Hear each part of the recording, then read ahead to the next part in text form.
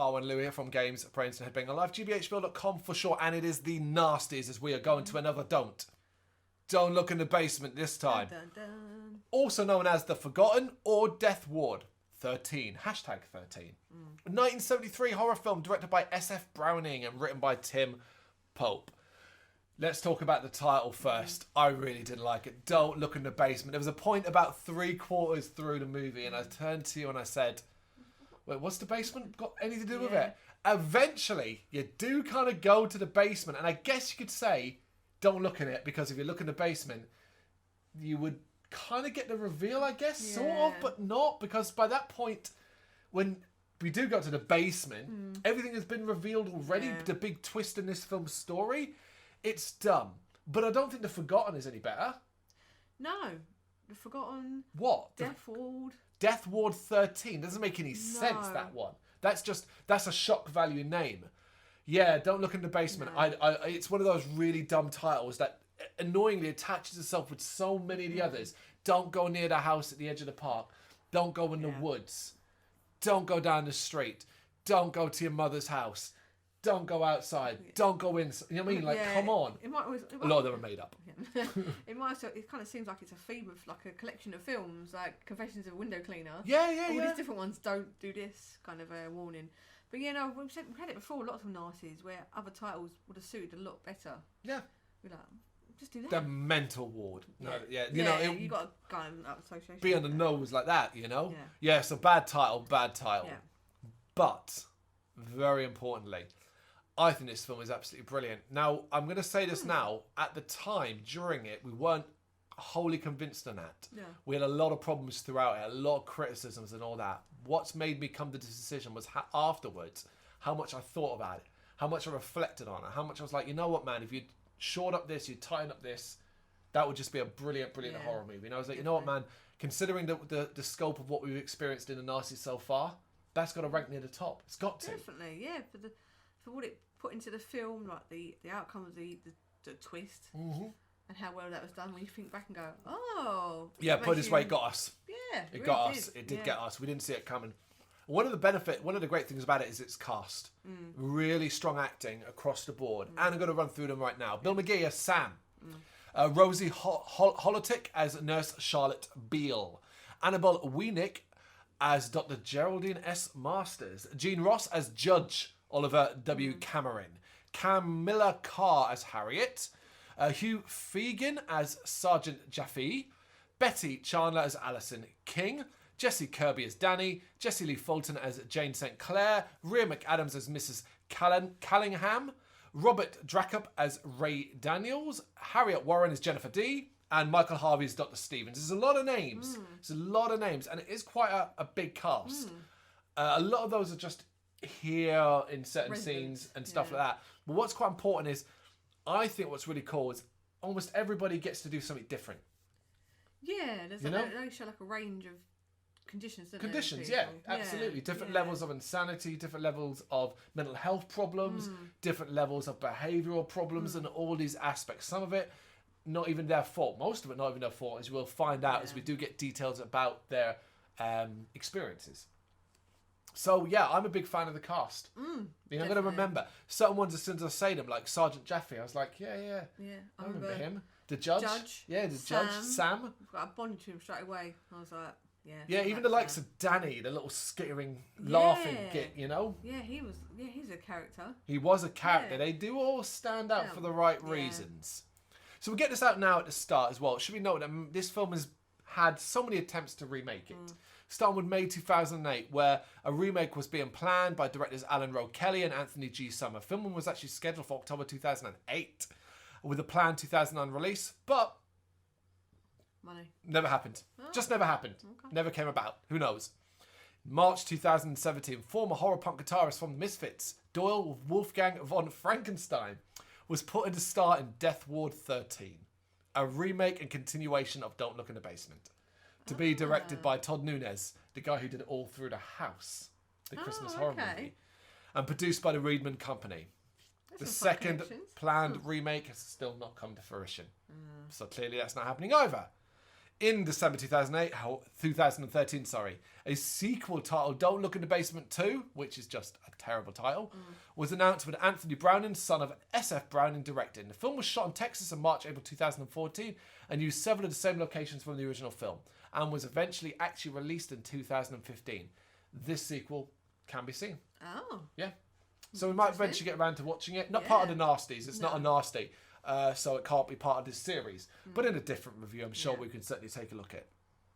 So the film, it's set at Stevens Sanitarium, a secluded rural mental health institute whose chief doctor believes the best way to deal with insanity is basically to allow his patients to freely act out their realities in hopes they will snap out of it. Now, this is a concept that sounds good on paper. It sounds very new age medicine. It's quite intriguing. It's not necessarily a terrible idea. The issue we instantly had with that is the level of some of these patients' needs. Yeah, needs is the right word. And it's like, okay, this isn't letting them act out, so something you're almost actively encouraging it because of some of the level problems they're having. Yeah, so you know, like someone like Sam. Yeah, he couldn't live on his own, but he could function with support. Yep. There was another lady that had a doll who she thought was her baby, and got very agitated when someone tried to take it away from her. She clearly had more issues to you can't put them next to each other. Absolutely, you cannot. It was just a bit of a free for all, wasn't it? And just the level of for the amount of staff and the amount of people and like the stuff they need to kind of help them. Yeah, it felt a little bit lacking, a bit sparse. Well, look at Harriet. Harriet is a nymphomaniac, basically. But her problem comes from the fact she just desires to be loved and she thinks sex will get that thing. You know, how do you balance her needs? I mean, how can you let her freely act out? How can you? Yeah, because there's other male patients. Yeah. And there'd be, you could have like diseases and pregnancy. Like it wouldn't, It just doesn't work. And you're kind of like, oh, okay. And the fact that we almost immediately see how poorly run it is by several cast members being killed.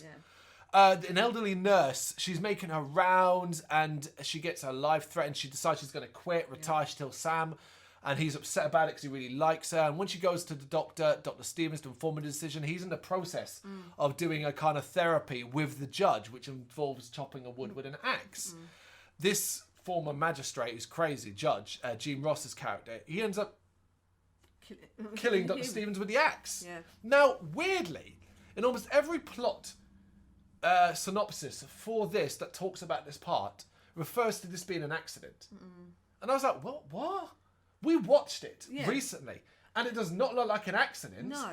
Looks like he just snaps and hits him, And that makes you question why he would pick a real axe to start with. Yeah, we were straight away, we were sitting there and just like, oh God, this is going to be terrible, isn't it? Like, this is so dumb. And it is dumb. But, it's a doctor who, I guess tried something and isn't working out, so to speak. Obviously, it appears that Stevens has been killed. The shaken nurse returns inside to finish her packing, and she's now attacked by Harriet. No, sorry, Harriet isn't a nymphomaniac. Harriet is the one with the baby. I think it's Alison who's the nymphomaniac. Right, And Harriet is mad because she thinks the nurse stole her baby, which you've already said is actually a plastic doll. And so she starts to strangle this nurse and then crushes her head in the suitcase, effectively killing her. And you're like, oh, okay. This facility is really well run. It was just like there's no so you find out there's no locks on the doors, on any of the doors. It's a free for all. There's not enough nurses there. Oh, it looks like a halfway house, a motel. Yeah, people can come and go as they please. Yeah, there's no patients walking to each other's rooms, winding each other up. Yeah, which we see multiple times. They were winding each other up. And And nymphomaniac wants constantly trying to seduce the judge. Absolutely. But there is one remaining doctor, and this is Dr. Geraldine Masters, and she basically takes control of the environment as quickly as possible. One night she's greeted by a new nurse, Charlotte Beale, who she's come to start work, and Masters isn't very happy to see her. She doesn't know anything about her. And Charlotte is basically, look, I made arrangements with Dr. Stevens and so on. We get this pretty long scene between Masters and Charlotte as they're sitting at a desk, and Masters is offish with her and not really encouraging, doesn't believe her. Well, Charlotte's like, oh, what am I going to do? I can't go back to my holiday, Just had a flash of something that's kind of like making more sense in my head now. Which is? So it refers to, like, I can't give away the... We can, because we will give it away. It.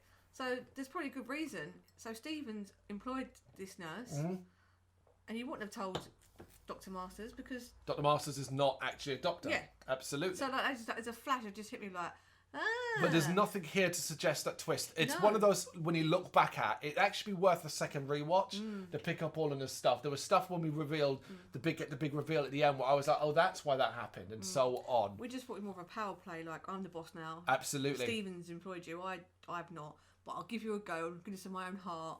Yeah, because she also talks about how there's going to be new rules around here and stuff like that. And she does eventually agree to let Charlotte stay, and Charlotte goes around and meets all the patients.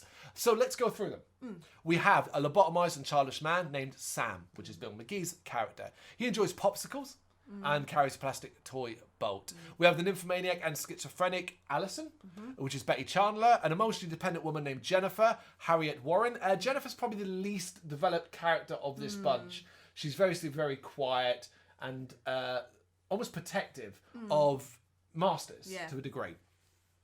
An elderly woman named Mrs. Callingham, which is Rhea McAdams. She spouts like bizarre poetry and mistakes flowers in the garden to like being her own children. A very weird scene. The juvenile, the kiddish, very young prankster named Danny, Jesse Kirby, who will annoy the piss out of you with his laugh, isn't it? Screechy. Yeah, it's very screechy and hyper. A shell-shocked sergeant, Hugh Fegan, who lost his mind after he accidentally killed his men in Vietnam. And the crazed judge, who we've mentioned a couple of times, who basically kind of speaks in courtroom jargon and lingo, doesn't he? Announces himself and so on. So we kind of spend a lot of time, we do spend a lot of time getting to know these characters. Yeah. Really worthy of praise. As we see them talking to each other or talking to Charlotte and all that. But again, it's flawed because you see so many instances of where it's just like, what is going on at this? That's the question. What's going on here? Yeah. Like, for example, Charlotte, like later on, she's trying to be friendly with Danny and all that. And she lets him kiss her on the cheek outside. So later that night, Danny comes into her bedroom, into her bed. Yeah. You know? Like, you're a nurse and you've got this going on. It was just, and because at the very beginning, the nurse is being walked around, and she's like, oh, there's no locks. She's like, we don't have locks on any doors. Like, as a staff on site, crazy. You'd have either like a block that was just for staff, or you'd have locks on your rooms, and it was kind of, it's just little things like that. They should have had some sort of shown locks on the doors, but then one day she leaves it open, and that's how he comes in. Oh no, it's locked. Get out, kind of thing. No, come out of my room. But yeah, just kind of give it more believability, because the fact they spent so much time showing us all these characters, and you felt attached to some of them, like Sam and stuff. You know, in my head I was like, oh, please don't hurt Sam, because he was such a sweet character. Yeah, he's the sweetest one of the lot. Yeah. Absolutely. And it's really, going on further to that, it's really hard to place, like, for example, where Charlotte's room is. And it's like, is her room there and then the patient's room there? Yeah. You know what I mean? Just like, it's so baffling design and storytelling. You're almost frustrated with it, even though all the other elements are quite exciting to watch. You're thinking, hey, this is well shot. These characters and actors, I'm intrigued by them. I've got to know them. We've learned a lot about them. Even if the defining characteristic is the issue they have, that's fine, because we don't, you know what I mean? And we kind of get a little bit more detail about why and who and what might have occurred that created the situation they're in. It kind of starts to go a different direction when a telephone man comes to investigate the faulty phone system, something Dr. Masters is really not happy about.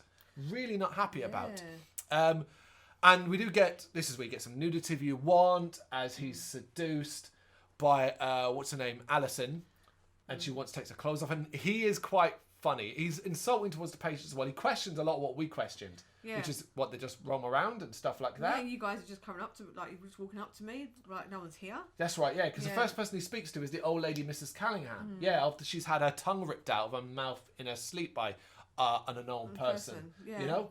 Yeah, so, and when he's being seduced by Alison, like, she's pushing him into a cupboard, and like, it's nice to see, because I was expecting him to go, boing. All the guys are sleazebags. Yeah. They'll just take any opportunity. But no, he was probably like... freaked out. Yeah, like, I don't want to do this. The nurse has already given me, like...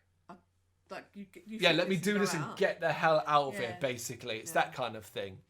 So, we've already mentioned it. We've got to do the reveal to really talk about that little part. Basically, Dr. Masters is actually a patient at the Institute. And part of Dr. Stevens' therapy for her was to allow her to act out her doctor belief. We kind of see that when Masters burns the sergeant's hands after he disobeys her.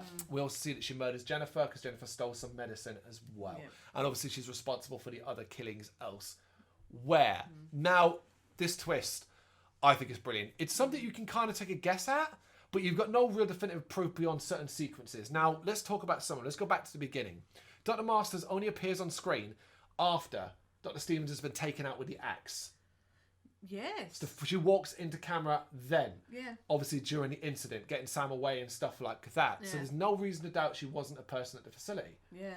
Later, she's sitting down with Charlotte and she's basically showing her different files on the patients, the cards that have them. We see her take one card and put it down and put it to the side. Yes. Now, I didn't think much of it. We thought she was trying to hide something about something else. But later, of course, we realised that that was her patient information. Yep. And it's like, God, that's good. That's clever. Yeah. And it instantly lifted the film up because you're like, oh, you know what, man? All of this makes sense.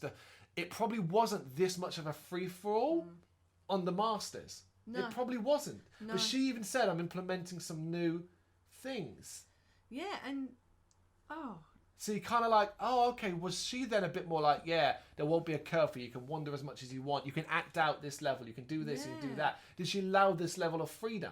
Yeah, because you wonder, because my first thought was there was something dodgy about Charlotte. Because when she turned up... Yeah, we thought Charlotte. She was like an imposter. Yeah. Like, oh, well, the dead doctor employed me. Yeah, who conveniently isn't around anymore, yeah. So I can't say yes or no. And that's what I've kind of thought with it. Yeah, they do drop the ball here, is they do now start to imply that Charlotte might be a patient herself. And I liked it, because I like the idea of really blurring the lines here. But unfortunately, it's something they don't fully pull the trigger on. By really trying to convince us, they quickly drop it for some reason. Because Charlotte ends up discovering the truth from Alison and all the details. She discovers the body of the telephone man in the kitchen closet. He was murdered by Masters, presumably. We don't actually see his death, but you kind of presume it was the case. Alison is distraught about this. Is kind of see her level of insanity here, as she's hugging his dead body, believing he was going to marry her and all of that. And she managed to convince herself he's like dragging his body away upstairs. We later see her in bed with him, you know, so it's pretty disturbing shit. Obviously, Charlotte, realising her life is in grave danger, she tries to escape. And this is where we see the judge informing her that they all know that Masters is a patient, but they also think Charlotte is a patient too. Yeah, that's the thing. That's it in the hallway. We're going to have to criticise one of the biggest parts of the movie, though. I hate doing this because I enjoy it so much, which is just the absurdity of this final sequence, which is Charlotte basically apparently not being able to just walk out this front door. Yeah. Or the back door. Yeah, there you go. But they never show us anything in regards to windows being boarded up, doors being locked. Yeah. They just have her randomly go into other patients. Oh, I need to get out of here. There's no way out. And we're like, I'm sitting there going... The front door. This place has been open and free and easy. You can walk out. Yeah. You know? They didn't even show bars on the windows. No. It was that kind of stuff. It's like, break a fucking window then. Yeah. You know? That was really hard to swallow, doesn't it? Yeah, it takes you out of it. Absolutely. But Sam feels sorry for her, so he leads her to the basement. But she's grabbed by someone. Someone grabs her ankle and she's going down the stairs. This is the don't look in the basement part. Yeah. She ends up beating this person to death with the toy boat. As we realised it was Dr. Stevens. He wasn't quite dead, but he is now. Yep. Sam is really upset that she killed Dr. Masters because basically Sam has been talking to Dr. Masters since. He'd often refer to, oh, Dr. Masters says this. And obviously you're just like, well, he's crazy. What's he know? Yep. That kind of thing. Sam takes Charlotte upstairs and the plan is the judge is going to kill her with the axe. However... and Sam is going along with this because he thinks Charlotte murdered Dr. Stevens on purpose. So he helps restrain her. However, he ends up having a flashback to his lobotomy during this period. And he kind of sees that Dr. Masters was part of it in some way. Yeah, she was like an assistant doctor. Yeah, so I guess before she had a whatever her problem was. So he actually ends up letting Charlotte go. As Sam leaves, the other inmates enter the weapons. And this is where Masters dies. She gets brutally axed to death on the bed. We were wondering up to this stage when we were going to hit nasty territory. Yeah. It's here. Definitely. It's here. Yeah. It is here. Sam is deeply disturbed and grabs the axe, proceeds to kill all the other inmates as well, again in a very brutal scene. The only one who's left alive is Miss Callaghan, who's not even in the room. Charlotte outside, she leaves. She finds a secret exit in the basement that Sam told her about, and she wanders around outside as the camera goes back to Sam, who's eating a popsicle and crying. Yeah. And that's the end of the movie there. Yeah. Yeah, it's a film, isn't it? It is. It's so much involved. I can see why they wanted to remake it. I think you could do it better. Yeah, but I feel like, because I feel like they were quite sensitive to their needs. The nymphomaniac wasn't taken advantage of. In that sense of not everyone she tried it on with was like dribbling and wanted to have sex with her. There are several times where the judge rejects her. Danny pretends to want to sleep with her and then laughs in her face. Yeah. In fact, it's always her kind of pushing on certain people, and no one really goes the same way back. Yeah. So let's talk about that. You kind of brought it up there, but let's talk about how this film portrayed the different levels of mental issues these guys have. Do you think it handled them well? It's a difficult one because, again, you might say, well, why did they use people that were... Well, the original title was going to be The Forgotten. So could it be like that's what they were forgotten about? Yeah. Clearly, like, Stevens was very experimental. Could he got away with that with people in using the term of sound mind? Does that mean? So could it question Dr. Stevens and his practices? Really? I mean, I don't know if he obviously felt guilty about the lobotomy that left Sam like that. And things like that, but you've got to be so careful with this kind of issue because you don't exploit people's. Well, there's several different. They're playing. They're not just telling. It isn't just one particular style of mental illness. They're playing around with. They're playing around with several. They're playing around with PTSD for a soldier in Vietnam and the responsibility he feels there. We're dealing with nymphomaniac and schizophrenia in the same thing. We're dealing with what probably was with the elderly woman, Mrs. Callingham, dementia.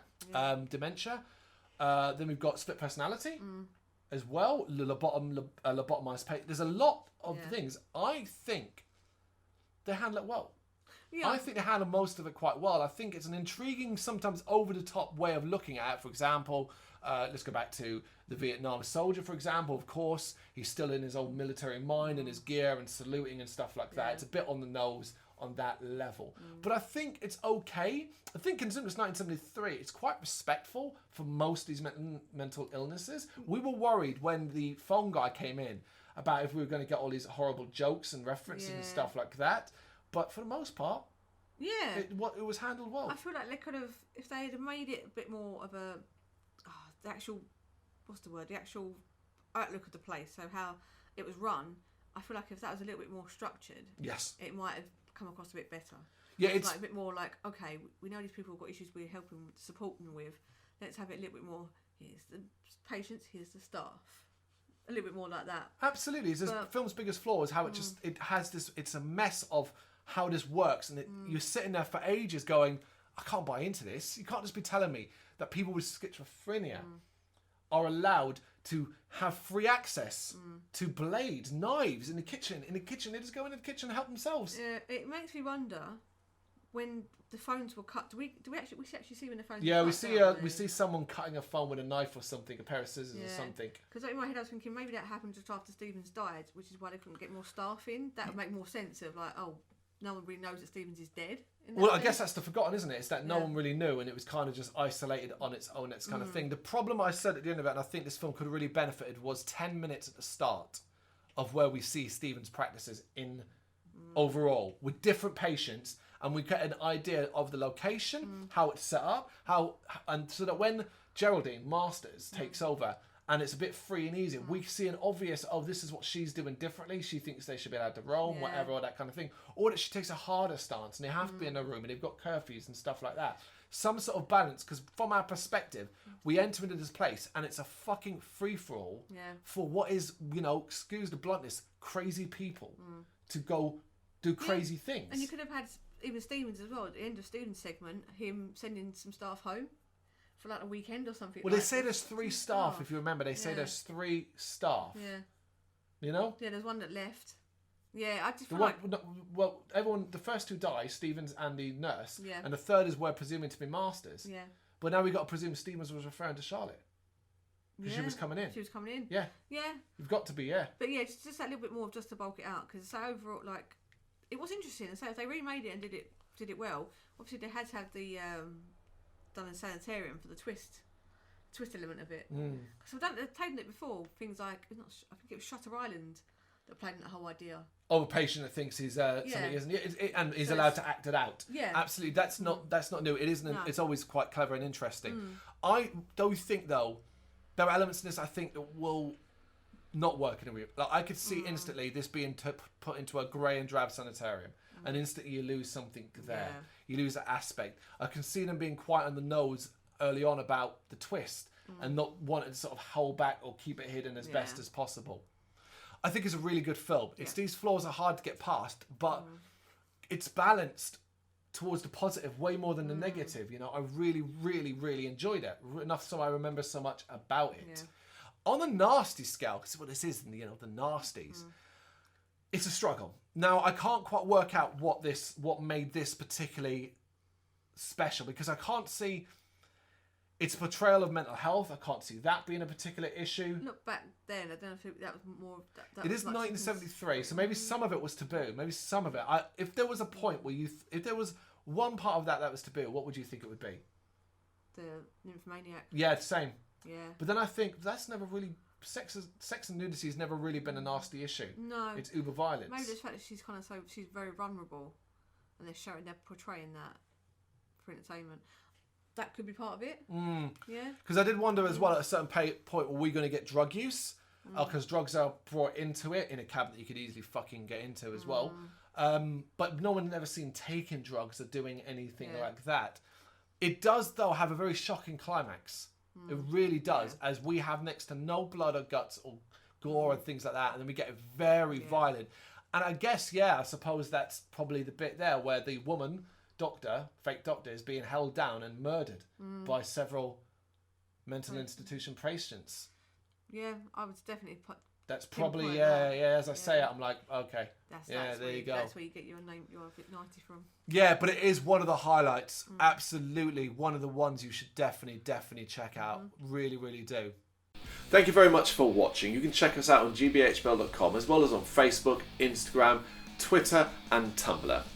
Go to Patreon to help us out over there. That's patreon.com/gbhbl, as well as Big Cartel, where you can find some of our merchandise.